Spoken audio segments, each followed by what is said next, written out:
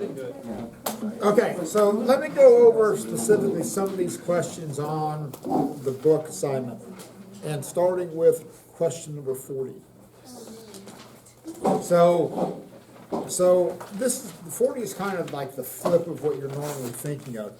So on 40, you got a 0.1 molar solution of a weak base. It could be ammonia, it could be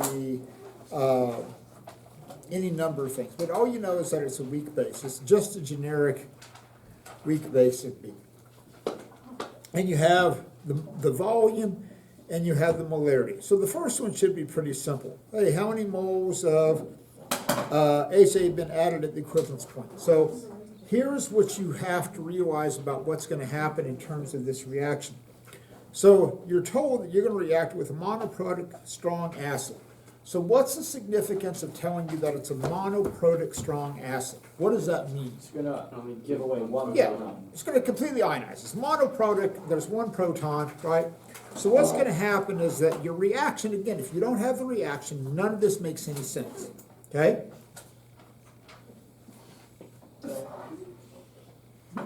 Texas. So what's going to happen is that's a weak base. So the only thing that's going to matter is the fact that you have a monoprotonic strong acid, which means it's going to completely ionize. That base, because it's a weak base, is going to hook up with that hydronium, and you're going to form Hb+. Okay, that's your reaction. If you don't have that, none of this makes any sense at all. Okay, it's not going to react with the anion. You care less about the anion off of that acid. It's only going to react with that H+. Now, on here, and here's the idea because it's a 1-to-1 ratio. At the equivalence point, here's what's going to happen, is that however many moles of the base you have is however many moles of the acid that you have to have. So one way to think about this is just to do the stoic and go, okay, however many moles of base I have is however many moles of acid I have to have. If you want to get clever and go, well, I can also use MAVA equals MVVB, okay? That works too, right? But again, if you use this, don't get wrapped up. It's hand sanitizer. Gotcha. Okay. So don't get wrapped up into going, oh, I'll just memorize this formula. It's going to be a train wreck, okay? Understand where this comes from. This works on the idea that when you take molarity times volume, that what you're getting is moles. So what we're saying is that at the equivalence point, the moles of the acid are going to equal the moles of the base. Okay, that's it. Okay, so don't get, oh, I'll just memorize this. Understand the basis of it. Okay, so your answer to 40A should involve a 3. Okay, couple of zeros and some 3. Now, Where that thing is, we don't know. I know, but there's the 3 involved. Now, when you get to 40, is when you get to 40B, what is the predominant form of B at the equivalence point? Okay, so at the equivalence point, you have one of two choices. Is it going to be existing as the base, or is it going to be existing as Hb+? Which one? Bond. Yes. So it's going to be Hb+.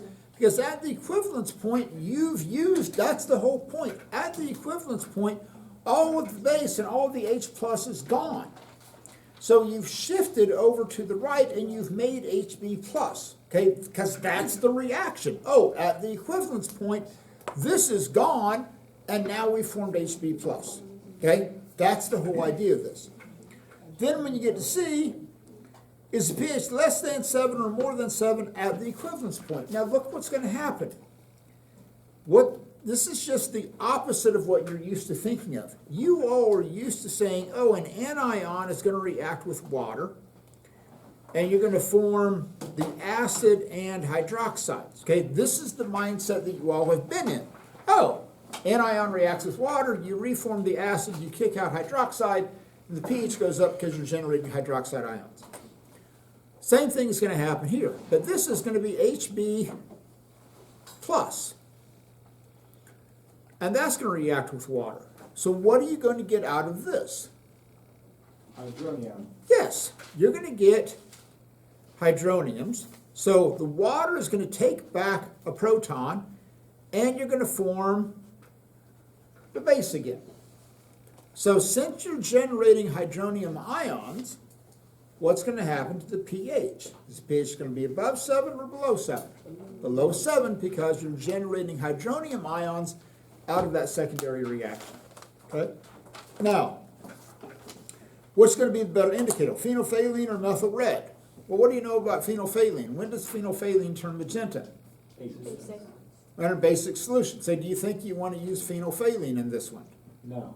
No, because it's not going to go basic. It's going to turn acidic. So that's why you want to choose the methyl red.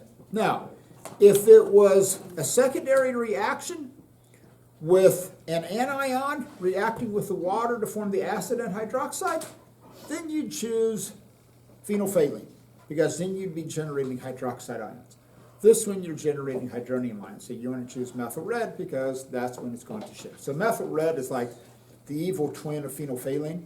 So phenolphthalein turns magenta in basic solutions. Methyl red turns red in acidic solutions. So they're like polar opposites of each other.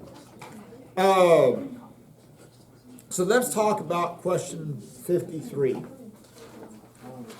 So on this one, you have to realize first and foremost, this is calcium fluoride, which is going to be a key part of this story. So when this thing separates, it separates into calcium ions and 2 fluoride ions, okay? This is not in a 1-to-1 ratio. This is like the cheese sandwich from yesterday, okay? We have 2 slices of bread, 1 slice of cheese. It's not a 1-to-1 ratio. So I want to point out the subtleties about what's going to happen in this problem. So the molar solubility is that 1.24 times 10 to the negative third moles per liter. So what that means, and understand what this means, is if you had a liter of water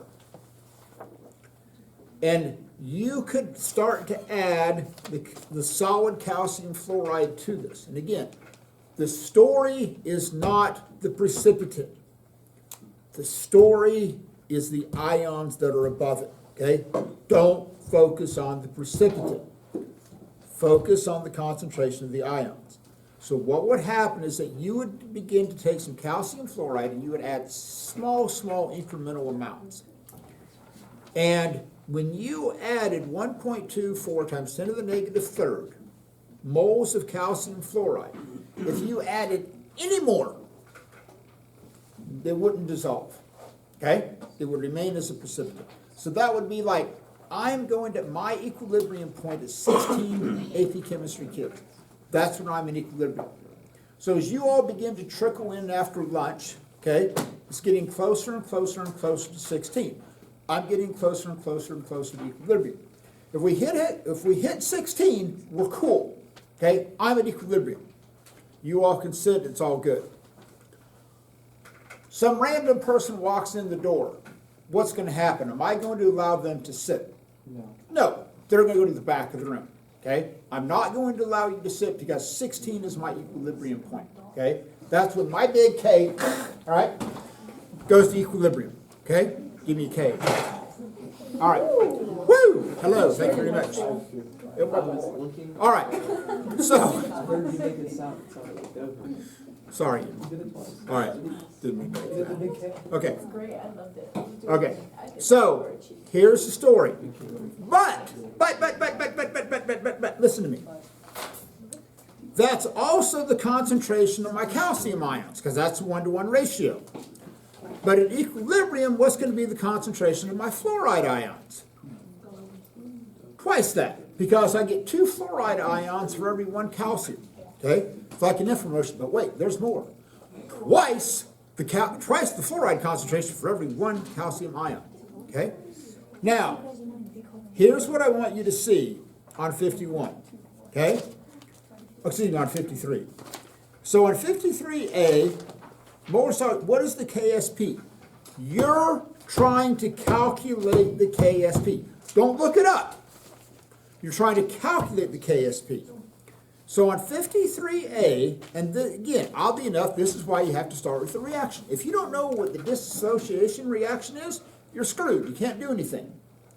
So if I'm going to calculate KSP, I need two things. I need the concentration of my calcium ions, and I need the concentration of my fluoride ions. But, what am I going to do with my fluoride ion concentration?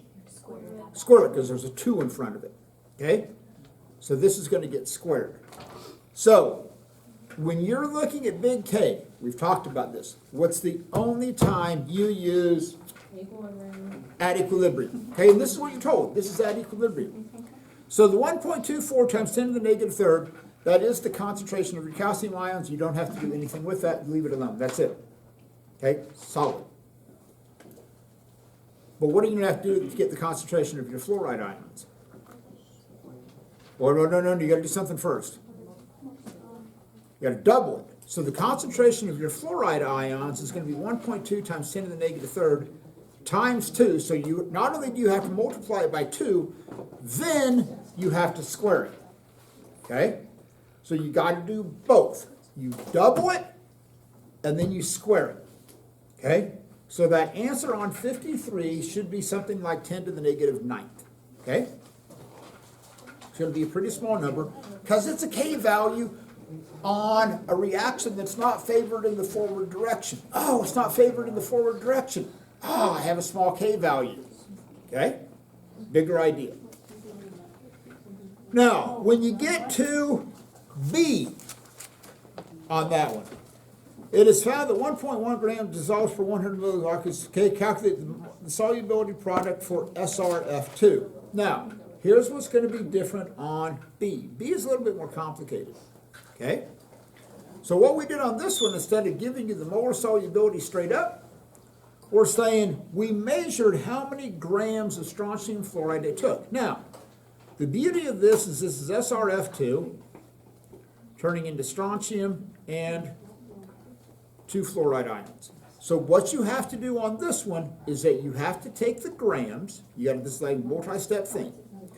You got to take the grams of SRF2, change that into moles, and then find the molarity of the SRF2. The molarity of the SRF2 is also, oddly enough, the molarity of your strontium ions, because that's a 1-to-1 ratio. Then you're going to double that to get the concentration of your fluoride ions. Then, when you calculate your KSP, then it's going to be your strontium ion concentration times your fluoride ion concentration squared. Okay? Don't we have to multiply the fluoride concentration by 2?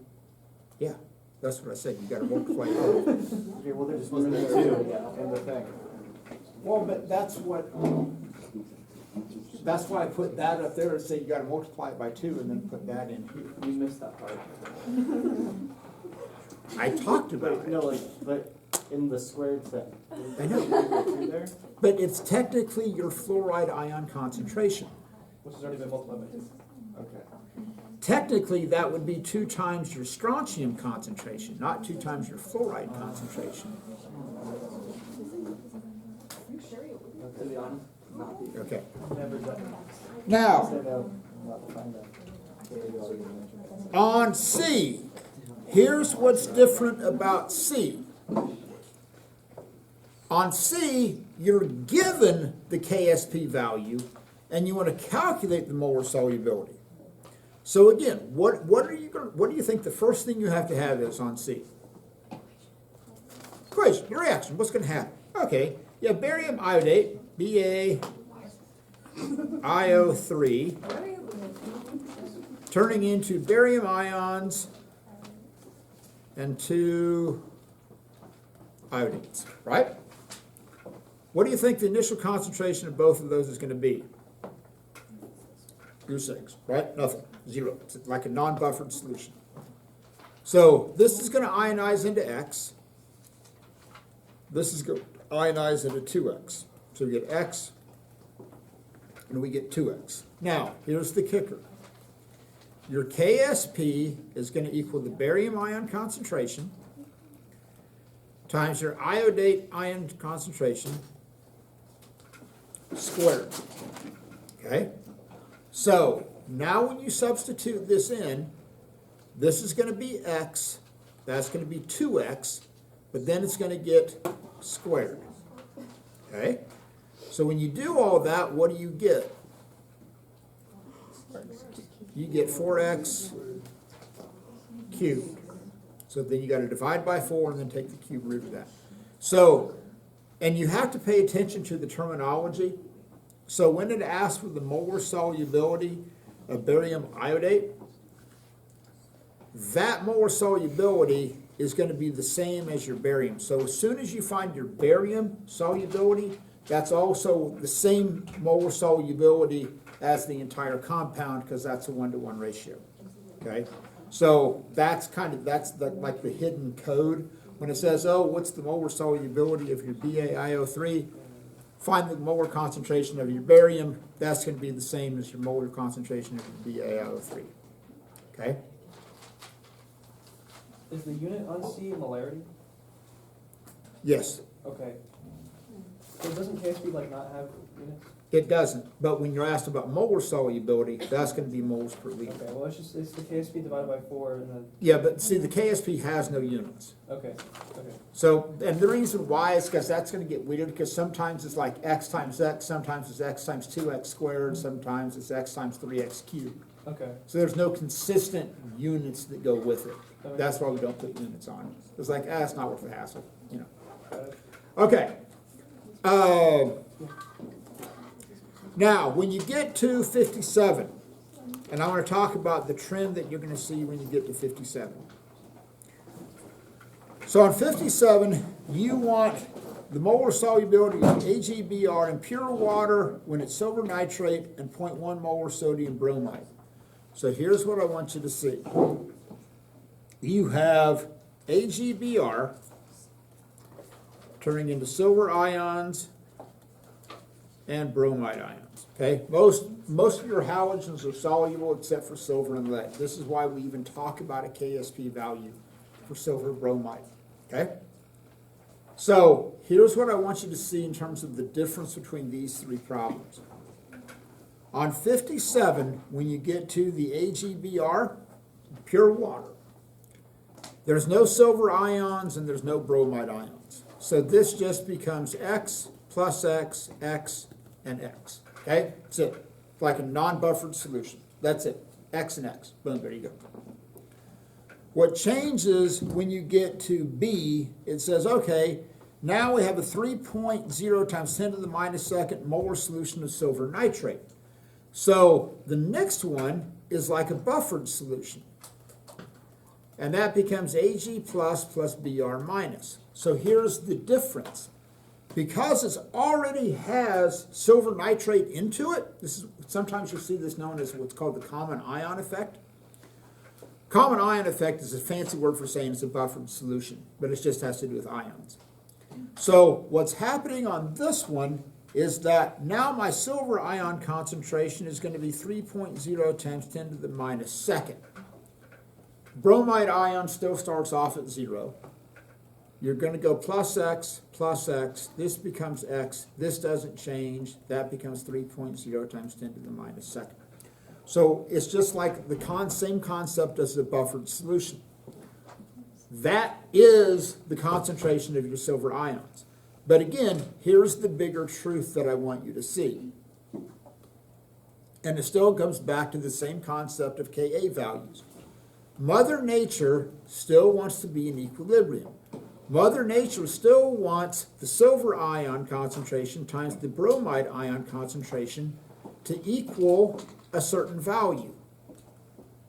So what's happening here is if you look at that first answer on 57, that's 7.1 times 10 to the negative 7th. It's a really small number, okay, which means that not very much of this stuff is going to dissolve at all.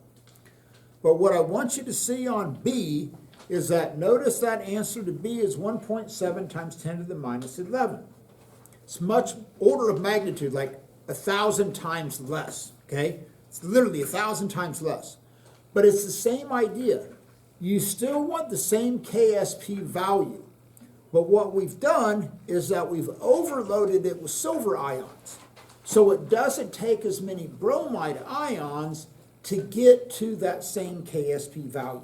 It's just like a buffered solution. Oh, we overload it with anions. Guess what? It doesn't take as many hydronium ions to get the same Ka value. It's the exact same concept. The only thing that changes on C is that now you have the bromide ion concentration solved for the silver ion concentration. So, there you go. Now, let's talk about 61. So on 61, here's where this gets a little bit sketchy in terms of what you can do and what you can't do. So you have manganese hydroxide, MnOH2, oddly enough turning into manganese and 2 hydroxides. Now, here's what I want you to see is different in comparing this. So you want the calculate the molar solubility in grams per liter and buffered at 7, 9.5, and 11.8. Well, if you're at 7.0, this is basically pure water. Pure water has a pH of 7. Now, here's what I want you to see is the difference. Pure water, when it's silver bromide, water has no bromide and it has no silver in it. So even in pure water, you're not adding anything to it because there's no silver ions and there's no bromide ions. Cool, got it, okay? But when you're in water, even if you're in pure water is still going to have some hydroxide ions in it. And you know the concentration of hydroxide ions in pure water, which is oddly enough 1.0 times 10 to the minus 7, because it's pure water. Oh, hydronium ion concentration equals your hydroxide ion concentration. So even if you're in pure water, that hydroxide concentration doesn't go to 0. You are starting off with some hydroxide ions because even when you drink water, you're consuming a lot of water molecules, but you're also consuming some hydronium ions and some hydroxide ions, okay? So this is starting off with a known value of 1.0 times 10 to the minus 7. But it's the same process. Oh, my KSP is going to equal my manganese ion concentration. Now, here's what I don't want you to do.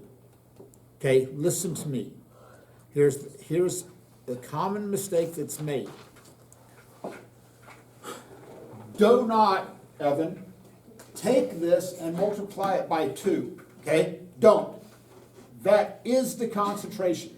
Okay, don't multiply it by 2 to get the hydroxide ion concentration. That's it. Okay, that's it. The only time you would take a number and multiply it by 2 is if you were told, hey, the manganese ion concentration is 1.0 times 10 to the minus 7. What's the hydroxide ion concentration? Then you would multiply it by 2. But you know what this is, straight up. You know what it is, straight up. Do not double it. Now, do you still have to square it? All day long. Okay? You still have to square it. But don't multiply it by 2 and then square it. Okay?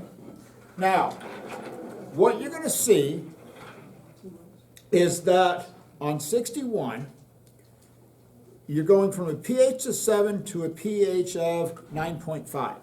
So when you compare those two concentrations, what's happening to your hydroxide ion concentration? Going up. It's going up. So what's going to happen to the amount of manganese that you're going to need? Less. It's going to drop like a rock, okay? Because you still want the same KSP value. So what you should see on 61 is that there's a difference of like, your first answer is like 10 to the third, which is like 1,400 grams, which is actually quite a bit. 1,400 grams, that's like over a kilogram, okay? It's quite a bit. But when you raise that pH, then that answer to 61B is like 10 to the minus second, 0.0014. That would be tough to measure on that scale. So you're going to go from over a kilogram to something that we would have to use a very, very precise scale on. Evan, Wait, so what do you do from there? what do you mean? Oh. Like, because you still have two unknown variables. You don't. You know what the KSP value is. Oh. You're supposed to put it up in the back What of do the you do book? after that? Yes. Okay. Okay. Yeah. Find the KSP value and then solve for X. The manganese, this is what you don't know. This is your unknown value. Got it. And then when you get that, then you have to convert it into grams, because that's in moles per liter.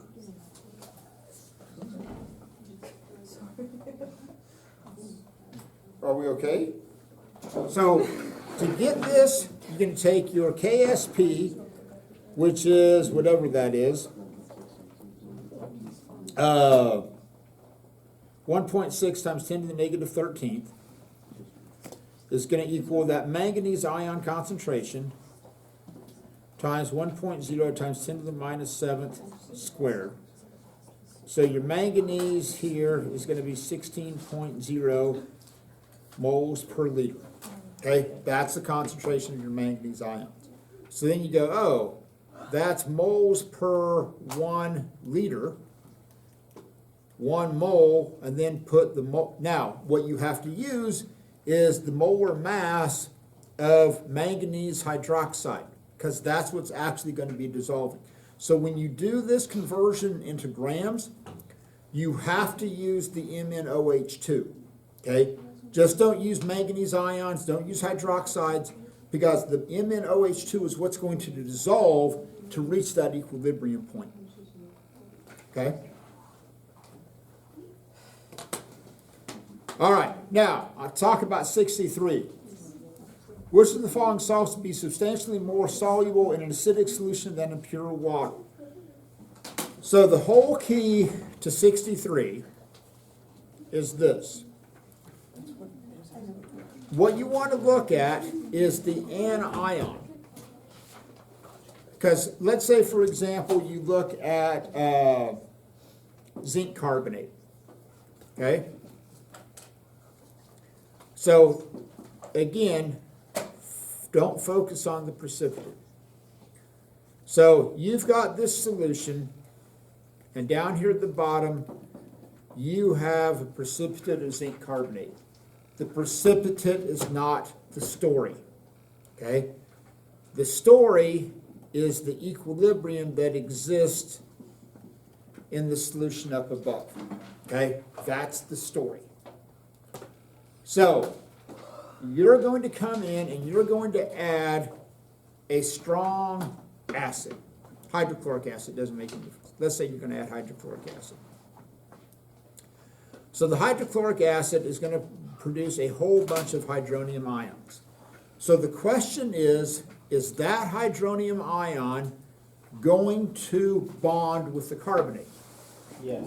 Why? Conjugate base off of a weak acid. Fantastic. Carbonate is the conjugate base off of carbonic acid, which if you drink pop, that's what you consume, because carbonic acid comes from carbon dioxide, which is dissolved in the water. Okay, so carbonic acid comes from that. So here's, now, listen to me.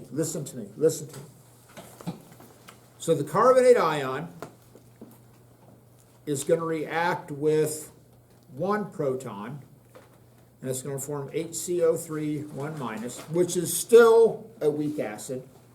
And then it's going to, this hydrogen carbonate is going to take in a second one, and it's going to form carbonic acid, the molecular form of this. Okay? So, here's what's going to happen, and you have to understand the subtlety of this. The carbonated ions are still there. They're still in the solution. They're still there. But they're not existing as free carbonate ions. As soon as they take in a proton, they're no longer carbonates.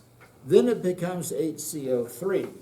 The HCO3 then takes in another proton and forms carbonic acid. So when we talk about the carbonate ions reacting, they're still there. They're just not carbonic, they're just not free carbonate ions. But you have to put yourself in the situation of your Mother Nature. Mother Nature has a certain value of KSP for zinc carbonate. And Mother Nature wants that number to happen because she wants to be in equilibrium. She wants to be happy, right? So here's what Mother Nature does. Mother Nature's sitting there showing out tie-dye, dress, gray hair, smoking on a hookah pipe. Life's good. Everybody's in equilibrium, okay? Now, but it's not a static equilibrium, because what happens is all these particles are moving around. So you're going to have some exchange between the zinc and the carbonate, but everything's going to remain in equilibrium. So it'd be like, I've got some kids milling around. So let's say, for example, Aspen gets up and he's going to go over and he's going to go work in the lab. Okay? That means somebody's going to take his place. So we can have an exchange, bless you, but the same number of particles. Oh, did you sneeze? No. Oh, I thought you turned like you were going to sneeze. That was a preemptive bless you. Okay, sorry. I thought you were like that. I thought, oh, she's going to sneeze. No. Okay, sorry. I take that back. I rescind my bless you. Okay, so you're no longer blessed. Okay, so it's an equilibrium. Okay, we're just all the numbers are staying the same. But now what's happening is that the number of free carbonate ions is dropping like a rock because it's forming carbonic acid. So Mother Nature goes, whoa, this is bad. This is bad. I'm not in equilibrium. That carbonate ion concentration is dropping like a rock. But Mother Nature still wants the KSP value. So what she's going to do is she's going to go to this, and this is going to be act like a bank.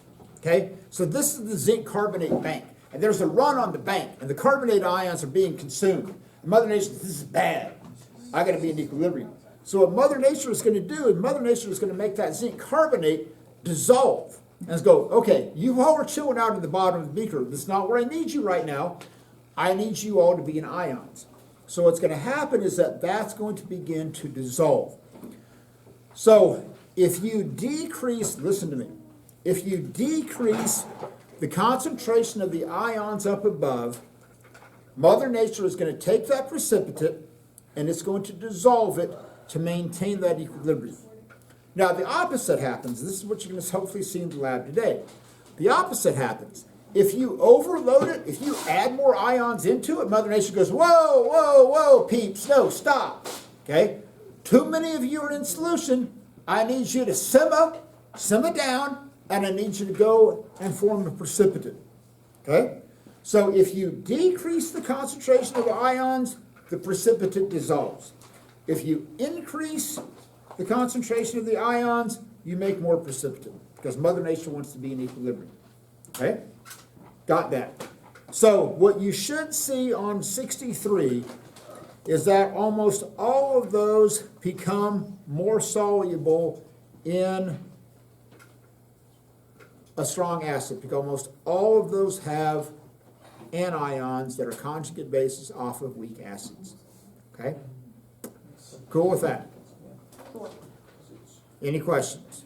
Going once, going twice, so. Okay, get those hands in.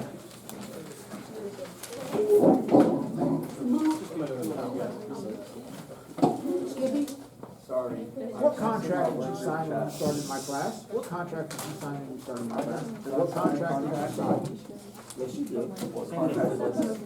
But you wouldn't have your phone in my class? Oh, sorry, Berg. What do you have? My phone. Guess what? What's up? I'm not happy. Sorry, Berg. I'll snap your head right off of you. I'm scheduled for a shift the night of homecoming. So, I was hitting up the group and I was like, hey, anyone wants to come? Yeah, me too. Yeah, then don't work. Take my shift. Yeah. Yeah, there's no way you could even begin to get done with this lab. That's good to know. It's just not to your best. Huh? So it's either 60 pages tonight, 60 pages tomorrow, or alternatively, Essay tonight, Really good. 90 pages tomorrow. Yeah, 90 pages tomorrow for me too. I read 10. Like, you guys have to read? a book. I suppose you don't. As opposed to, The colors that he does. Yeah. I would rather color than read, so. He does really in-depth quizzes. yeah, I always fall asleep on reading, that's why I couldn't teach English. Yeah. Couldn't stay awake reading essays. 1984 is a bad number. That would be so much fun. Okay, Look at it. Oh. are we still going? Halfway done. You were like, heck. And she's like, I know. Okay, so, let me get, yes or no, there's no way in God's green earth we're gonna get done with this lab, okay? So, today anyway. So here's the first thing that you need to do, is that you are going to prepare these different solutions, okay?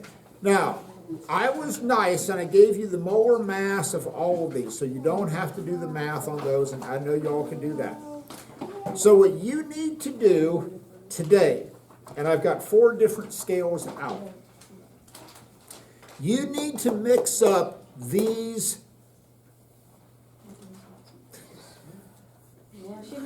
All I saw was this. It was just weird. Did you get it? Okay, good. That would flip me out too. So here's what you're going to do. Today, mix up these solutions. So technically, what you're supposed to do when you prepare these solutions, like for example, you want 30 milliliters of a 0.06 molar solution of magnesium nitrate. You have the molar mass.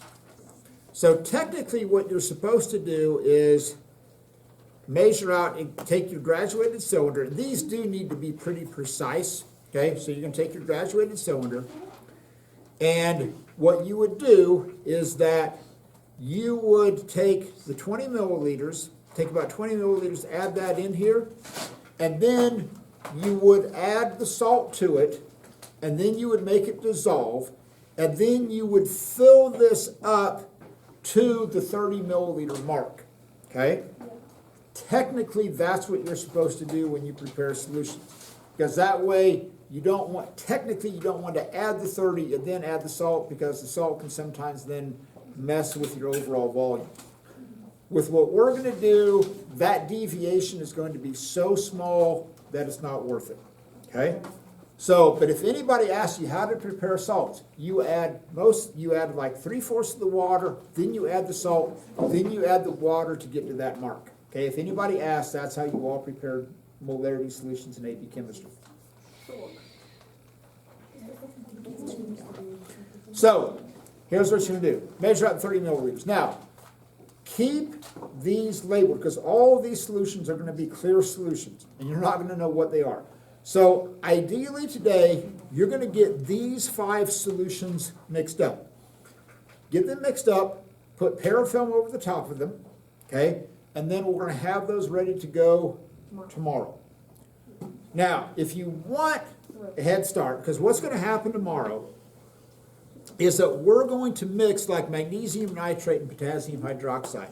Zinc nitrate, you're going to run 3 different reactions with these.